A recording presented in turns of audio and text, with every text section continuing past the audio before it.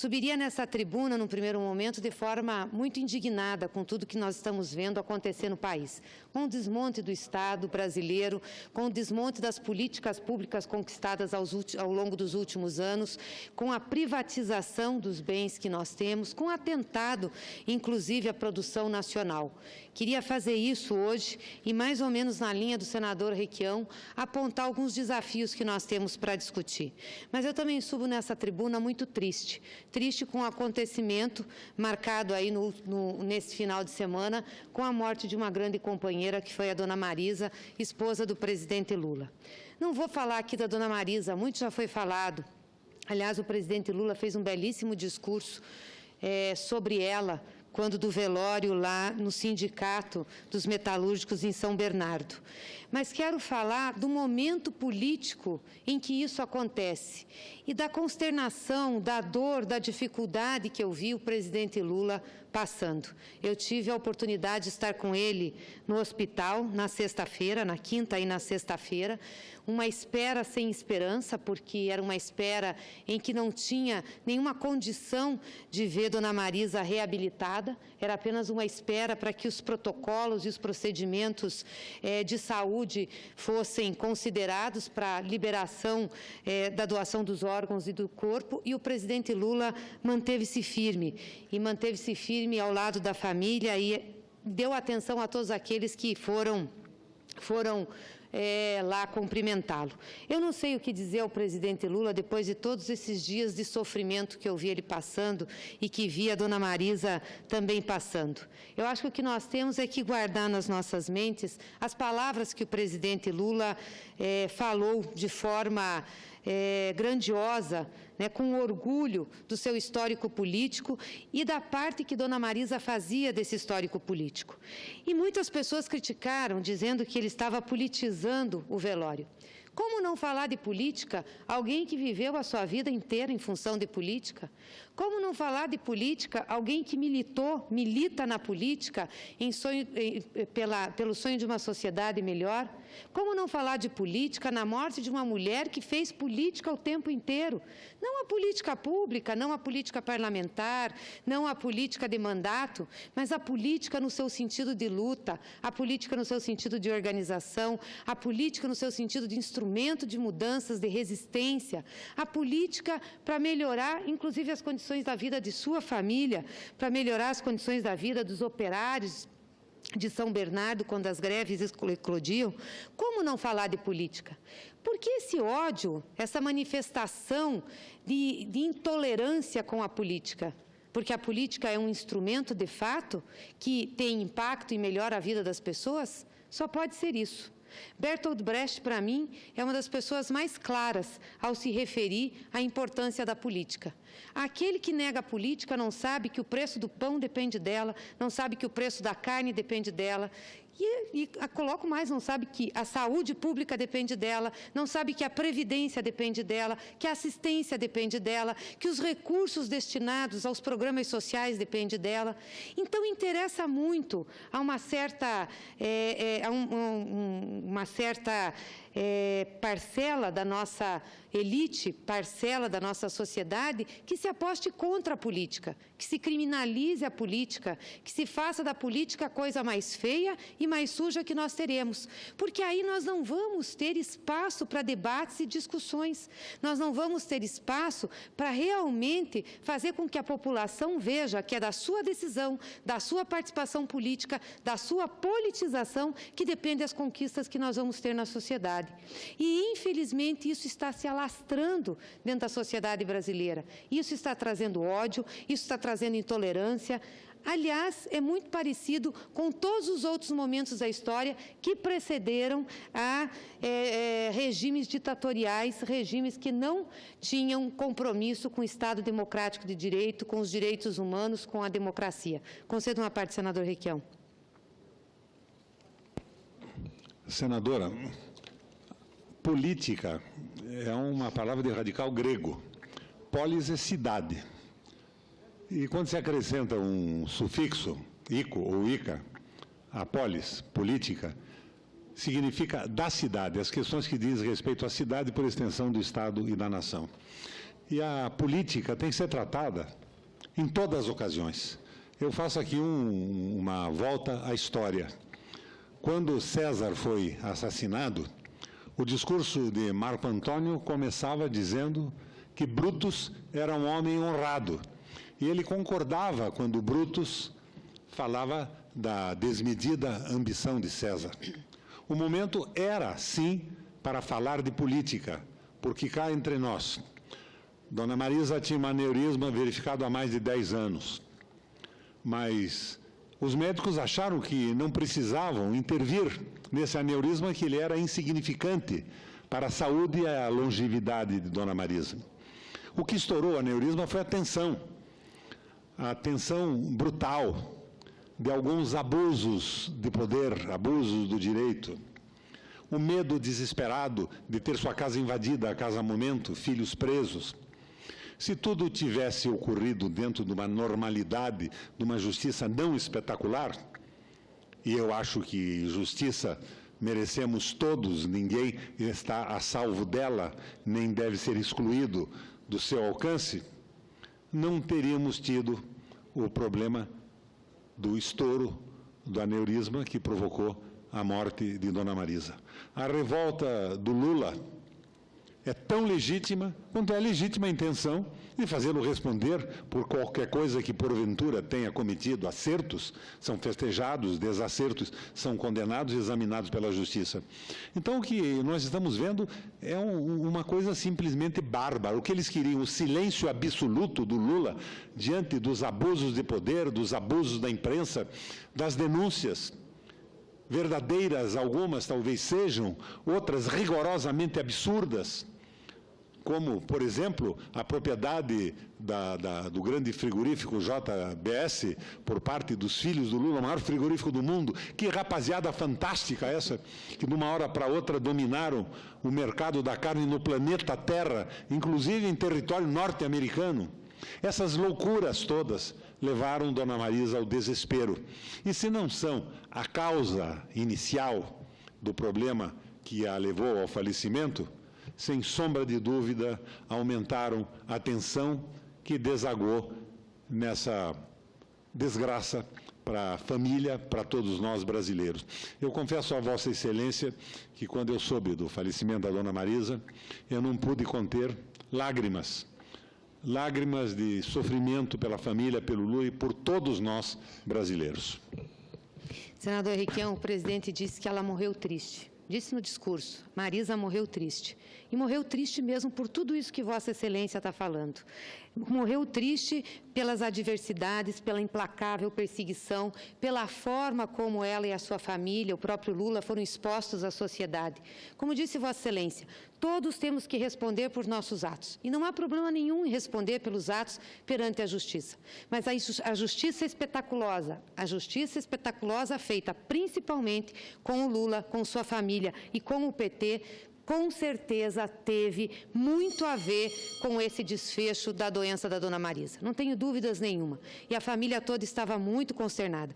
Por isso, como Vossa Excelência, sei que era necessário aquela fala do presidente Lula, era necessário aquele desabafo, era necessário ele falar da covardia dessa perseguição, era necessário ele falar dos abusos de autoridade que tanto nós combatemos aqui. E não só da autoridade judiciária, mas de todo e qualquer tipo de autoridade. Agora, o que eu achei mais importante, mais interessante em todo o discurso dele é que, ao respeitar Dona Marisa, dizer que vai morrer defendendo sua honra, que vai mostrar a sua inocência, que vai mostrar quanto ela foi perseguida e quanto ela sofreu com tudo isso, ele vai continuar brigando também para que o Brasil não tenha um retrocesso. E eu tenho certeza disso, porque isso é do espírito do presidente Lula. Um homem que fez tanto por esse país, um homem que avançou tanto nas políticas sociais e econômicas, tenho certeza que uma adversidade como essa serve muito mais de força e incentivo para ele enfrentar a situação que está enfrentando e mostrar para o Brasil a desconstrução que está sendo feita. E nós precisamos muito da força do Lula. Nós precisamos muito, sim, da sua presença, nós precisamos que ele esteja na fronteira. Como disse Vossa Excelência, nós vamos enfrentar aqui, nesse Congresso, vamos enfrentar no país um verdadeiro desmonte daquilo que nós construímos ao longo dos últimos anos. Não é possível a venda da Petrobras como está sendo feita. Aliás, um juiz de primeira instância, se não me engano, da Justiça Federal, deu uma aula de economia ao atual presidente da Petrobras, impedindo-o de vender o polo petroquímico de Pernambuco, dizendo que em épocas de crise, de dificuldade, a gente não se desfaz de patrimônio, a gente espera ter uma análise mais acertada do que a conjuntura pode nos oferecer. É isso, nós estamos aproveitando, ou eles estão aproveitando, um momento de debilidade na nossa economia para entregar o patrimônio, assim como essa questão das teles que Vossa Excelência colocou aqui, e tão bem com a sua articulação e de outros companheiros conseguimos barrar. Mas é isso, está se fazendo saldão do Brasil. Quando nós acordarmos, nós não vamos ter mais um patrimônio público. Mas o pior desse saldão do Brasil, da privatização do Brasil, senador Requião, não é necessariamente a venda das suas empresas, não é necessariamente a venda do seu patrimônio. É, antes de tudo, a privatização dos serviços do Estado. Quando você privatiza, por exemplo, a saúde, a educação, a previdência, a assistência. É isso que está se querendo fazer no Brasil. A PEC 55 foi essa privatização. Como nós vamos ter pouco dinheiro a ser investido na saúde e na educação, sobrará os serviços privados para fazê-lo. Tanto é assim que o próprio ministro da Saúde já disse que os planos privados de saúde vão oferecer um plano popular para a população aderir.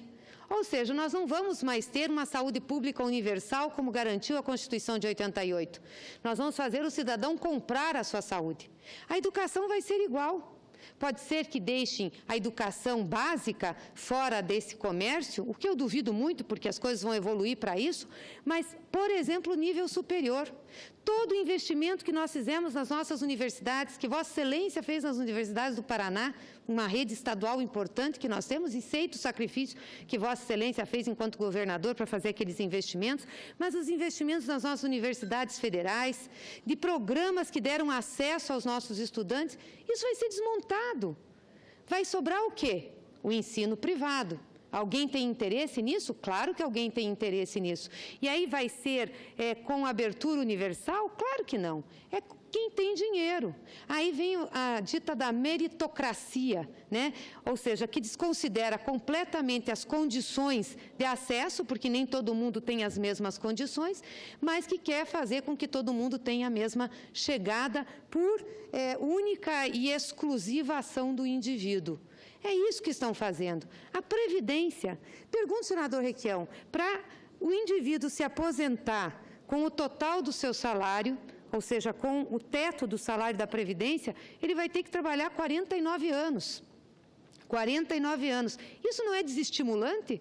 Eu faço a conta, 49 anos para eu ter o ganho do teto da Previdência Social, eu prefiro então comprar um plano privado ou não fazer nada. E não será o teto, né? Será a média. Será a média, exatamente, eu digo o teto de remuneração da Previdência, que hoje está em 5 mil e poucos reais, que é a média dos salários, e depois para o serviço público, que tem um cálculo diferente, o que também é errado, porque nós vamos ter aí, temos cidadãos de primeira e segunda categoria, o trabalhador de CLT tem que se conformar e tem que ganhar o que a Previdência Social estabelece. Os servidores públicos, principalmente os cargos mais elevados, têm benesse. Então é isso, o que vai acontecer? Nós vamos empurrar grande parte da população para ter um plano de previdência privado. Então nós vamos ter plano de saúde privado, plano de previdência privado, plano de educação privada, nós vamos privatizar os serviços públicos. Para mim, isso é o pior que pode acontecer e é o que vai acontecer nessa situação. Por isso a gente precisa de muita luta, por isso a gente vai precisar muito, mesmo que esse Senado reaja. Senadora, resumindo de uma forma bem clara, estão transformando direitos em mercadoria. Direitos em mercadoria. Direitos e mercadoria, é isso aí. Nós já estamos vendo, inclusive, uma ação grande de privatização de questões elementares, como, por exemplo, o acesso à água. Agora estão falando das PPPs, de saneamento básico e de oferecimento de água potável. O que são essas PPPs? É passar o controle para empresas privadas. Sempre tivemos muita cautela em fazer parcerias de serviços com a iniciativa privada. Aqueles bens que são essenciais à vida não podem estar aí, como a energia, como a terra, como a água. E é o que eles estão fazendo. É o que eles estão fazendo. Nós vamos aqui ainda enfrentar a discussão da venda para terras de estrangeiro, para vendas de terra a estrangeiros. Como vamos enfrentar discussões variadas de outras vendas? O que vai acontecer? O poder disso tudo fica nas mãos de poucos, quem tem dinheiro tem acesso, e quem não tem é apenas número de pobreza. Aliás, o senador Paim disse muito bem aqui, nós estamos desumanizando a política e a gestão pública. As pessoas passam a ser números. As pessoas pobres, senador Requião, as pessoas pobres, os do povo, os trabalhadores. Porque quem é rico, quem tem condições, esse não é estatística, esse é empreendedor, esse é importante ser ouvido, esse fala, esse dá palestra, esse diz como tem que ser o rumo da economia, esse define os rumos. Agora, as pessoas que não têm condições econômicas viram o resto da sociedade e são tratadas como índice. E, de preferência, não tem que ser vistas, tem que ser escondidas, não tem que ser ouvidas, tem que ser massacradas quando vão fazer seus atos de reivindicação. Então, é muito grave o que nós estamos vivendo no país, a gente está tentando alertar a população, isso daqui não é uma conversa só de quem está na esquerda ou de quem é do PT, é um alerta verdadeiro. Não é possível que a gente não abra os olhos para o que está acontecendo no Brasil. Nós não vamos ter força de resistir quando a gente perder totalmente os direitos. Eu acho que a resistência do presidente Lula é muito por isso. Ele está vendo a coisa acontecer, está vendo os erros ser cometidos, ele que já mudou tanto a política nesse país e beneficiou tanto as pessoas mais pobres, que é um grito de esperança, um grito de alerta para que a gente não deixe de lutar. Por isso, presidente Lula, tem aqui a nossa solidariedade, tem aqui o nosso apoio, você não está sozinho nessa luta e nós precisamos muito de você. Eu acho que o seu sofrimento simbolizou uma esperança para a população brasileira e eu espero que a gente consiga, a partir daqui, mobilizar o povo em torno dessas bandeiras, que são as bandeiras de defesa dos direitos elementares que nós temos. E 2017 vai ser um ano de muita resistência e de muita luta. E como senador Requião, eu espero que esse Senado reaja à altura da representação que tem da população brasileira. Muito obrigada, senhor presidente.